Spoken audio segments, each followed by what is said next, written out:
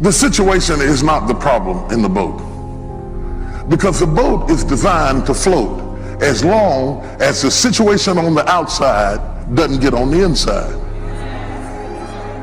Boats only sink when the situation on the outside has gotten on the inside. Do you understand what I'm saying? You can walk through Hell's Kitchen, it doesn't even bother you at all. But the moment it starts to get in you, you are only drowning because the life around you has now gotten in you. It's in your conversation, it's in your speech, it's in your thought life, it's in your attitude. And that's the first sign of going down. When you allow the things outside to get on the inside, you begin to go down. People who ride on top of the storms do it because they can float through it without allowing it to get in them. You can go through, I don't care if it's a recession, I don't care if it's a depression.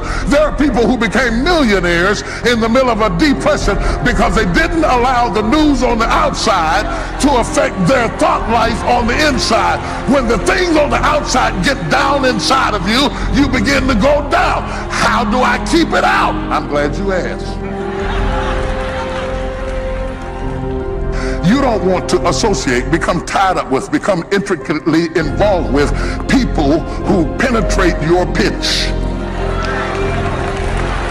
Negative, doubtful, fearful, bad news boys who keep coming in your life. Child, you better watch out. If I was you, I wouldn't do that. You ought to be scared. You got to use common sense. All of those people begin to leave holes in your faith. Watch what I'm telling you. When they leave you, I don't care how much faith you got. When they leave you, you say, well, I don't know. I don't know. You want to be with people that build you up and strengthen you and fortify you and encourage you so you can go through it without it going through you. What are you going through right now that's getting in you? If you want to know what's getting in you, listen to what you talk about. The Bible said, out of the abundance of the heart, the mouth speaketh. So if you want to know what your heart is filled with, listen to what your mouth is talking about. Because whatever your mouth is talking about, that's what your heart is filled with. Have you ever been around those people that keep talking about the past all the time? And they talk about it like it was yesterday. It was 20 years ago. And Roger left me, he's a snake. He ain't nothing but a snake. He always gonna be. Roger has married again. He's living with Helen. He's got 5 children. He's going on with his life. And Annabelle is still mad with Roger. She has allowed the circumstance on the outside to get down on the inside. Roger is going on with his life. She is drowning with a 20-year-old cup of water. Your mouth will tell you what is getting to you because it speaks out what the heart is full of. That's why when the heart is full of the Holy Ghost, the mouth speaks out in the language of the Spirit, because whatever the heart is full of, that's what the mouth will speak out. Your mouth will tell you what is getting to you.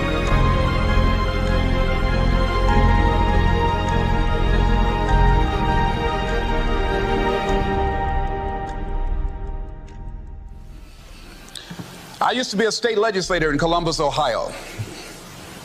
During the break, we used to go out on the front lawn of the Ohio legislature, at the Capitol there, and observe people as they came by. There was one particular person that all of us knew. The children, adults, everybody used to pick at him when he came by. We called him Chicken Man. He had a feather in his hat. He had a toy chicken on top of his car that he would drive around the area in downtown, blinking his lights and occasionally blowing his horn. When he got out of his car, he would walk downtown with a baby carriage with 2 little baby dolls in there and a picture of a woman. And when you say something to him or came near him, you would hear him making the sounds of a chicken. All of us used to laugh at Chicken Man. We didn't know Chicken Man's story. Chicken Man woke up one morning around 3 a.m. and his house was on fire. He panicked and he got out of the window and left quickly, only to get outside to hear his children and his wife screaming for help. He ran back to the door to go in to save them, and the flames were too hot, too awesome. He tried to get in, he couldn't get in. He was desperate, frantic. Pretty soon the cries stopped. They perished in the fire. His brother-in-law came, found out that his sister had died and his niece is in the fire, grabbed Chicken Man and started beating him. You chicken, why did you save my sister? You're chicken, you're chicken. When the people pulled him off Chicken Man, they picked him up and said, are you all right? And Chicken Man looked at him and he started making the sounds of a chicken. He never ever overcame that tragedy. He was stuck from that experience. None of us knew why Chicken Man went around with this picture and these little dolls. I remember when I was stuck in anger for a long time, when I made a commitment to my adopted mother that I was going to purchase her a home. I'll never forget the experience of working real hard to get the money for the down payment. Someone had told me of a beautiful home in an exclusive area of Miami. I went to see it, took my mother there, and she said, yes, I want it. It was on the water. We went to the closing. My attorney said, Les, have you had a title search? I said, what's a title search? Well, we just take a couple of days to check it out and make sure there are no liens against the property that you might have to pay if you buy this home. The guy who was there selling me the house, he said, listen, he said, the only reason that I'm selling you this house and selling it at a loss is because I admire the fact that you want to purchase this house for your mother. I have another guy who will give me substantially more money, but I like you. And I've got to get back to Philadelphia. Now, if we cannot consummate this deal now, then the deal is off. I said, there are no liens against the property? He says, no, of course not. I looked at my attorney. I said, I believe him. I'll sign. She said, Mr. Brown, I'm not questioning his honesty. She said, but business is business. I signed that contract. And we had a big celebration. Everybody in the neighborhood was talking about Leslie coming home, one of the twins that Mamie adopted, to buy her a home. Child, isn't that nice? God is going to bless him. A few weeks later, I received a letter, a registered letter, indicating that the house was going up for sheriff's sale on the courthouse steps. A man had filed a $12,000 lien against the property because the previous owner owed him that money. And if I did not come up with $12,000 in 30 days, he was going to sell the house to the highest bidder. I called this man and said, Mister, my name is Les Brown. I purchased this house. I had nothing to do with your prior bill. He said, that's not my problem. He said, you should have had a title search. I said, can you give me time? I said, my mother is an older lady. She has a bad heart. And I said, please. I said, if you just give me the time, I don't know how I'm going to do it with the house note and everything else, but I think I can pay you at least $2,000 a month. And within 6 months, somehow I will pay you your money. He said, no, I want it all in 30 days or you get out. I did everything I could, racked my mind thinking about how I could get $12,000 because I took everything I could to get the money just for the down payment and the closing. I finally had to face the reality that I wasn't going to be able to do it. I was up around 2 o'clock in the morning, walking back and forth, thinking, how was I going to tell my mother this? My children were there in the room sleeping all night long. I agonized over this. I lost over 23 pounds. Pretty soon I went in the room where my mother was sleeping and I said, Mama, I got down on my knees by the bed. I said, Mama, I got to talk to you. And she said, what's wrong? I said, Mama, I said, we got to get out the house. I said, in my haste to buy the house, I made a mistake. She said, that's all right, baby. I didn't like this house anyhow.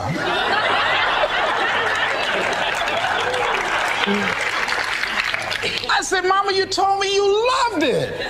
I brought our friends out here to see it. She said, you know I have arthritis in my knees, and I don't like going up the steps, but I knew it made you happy. You loved it so much. I said, Mom, I've lost 23 pounds agonizing over this. Well, we had to pack up and go back to the old house down the street from Northwestern High School in Liberty City. All those neighbors who came out and saw us leave, those neighbors were there as we were coming back. We went in the house, the roaches were playing cards, saying, "Come on in and take a hand."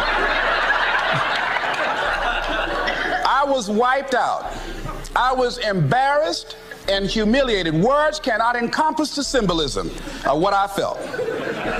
I remember when I was unloading the furniture and I began to cry.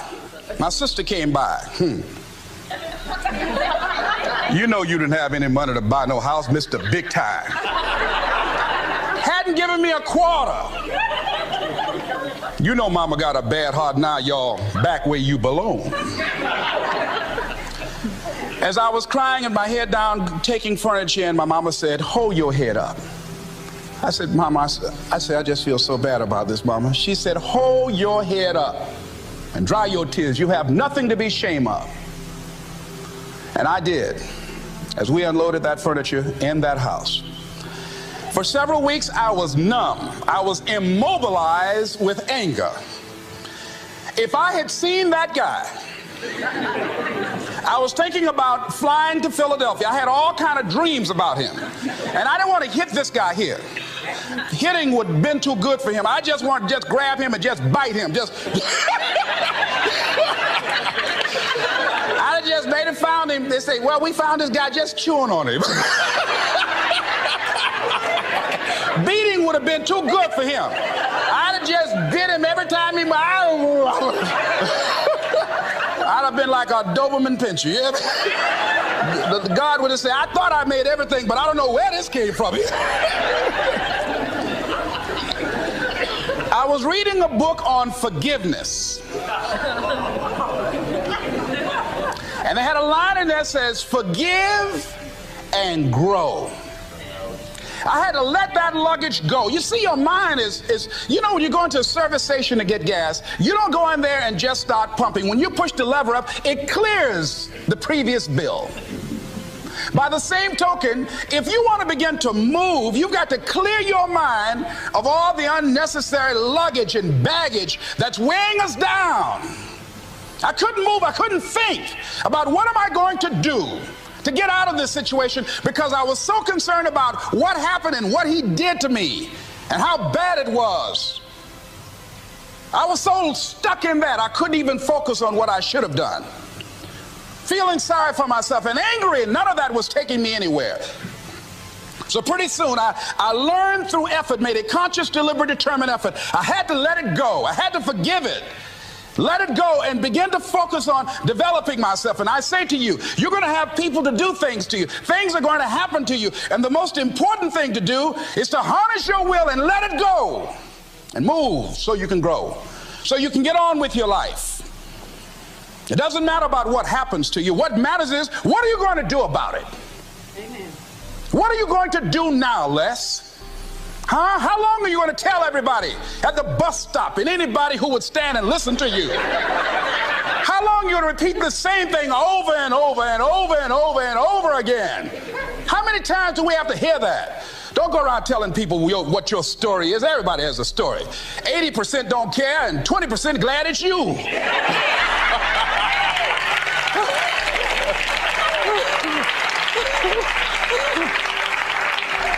They say, "I'm glad that didn't happen to me." Sometimes you think you got some problem. You hear somebody else's problem, and if their problem is real bad, it makes you feel good. Am I right? All right. So I had to let that go. All of us got stories to tell. Chicken Man allowed his tragedy to destroy his life. All of us have experienced some tragedy, and if we haven't, we will. And you can either let it destroy your life, or you can build upon it. You can permit it to let it hold you down, or you can decide, I'm not going to let that happen to me. I'm bigger than this. Make a declaration to yourself. Declare all-out war that you're going to get out of this rut. I don't care how good you are. I don't care how talented you are.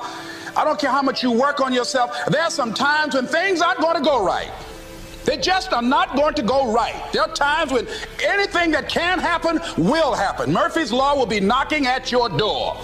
Why? I don't know why. That's called life. And you have to deal with it. Sometimes your life will be in a slump, just like sports. Some of the best shooters can't hit baskets different times in games. They get in a slump. Do they sit on the sideline and say, I just didn't hit a basket today? No, they continue to execute. I suggest to you that if you are facing a challenge, don't stop. Stay busy. Work your plan. Continue to do those things that you know that work for you after you have evaluated yourself in the situation. Continue to move. Stay busy, stay busy, stay busy. Repeat out to me. Help somebody. And help yourself. Because what you give is what you get. Find somebody that you can help so you can forget about you for a moment. See, sometimes the best thing to do is to be. Sometimes you have to just back up and go within yourself. A bow and arrow, you can't take a bow and just push it out an arrow. You just can't push the arrow out.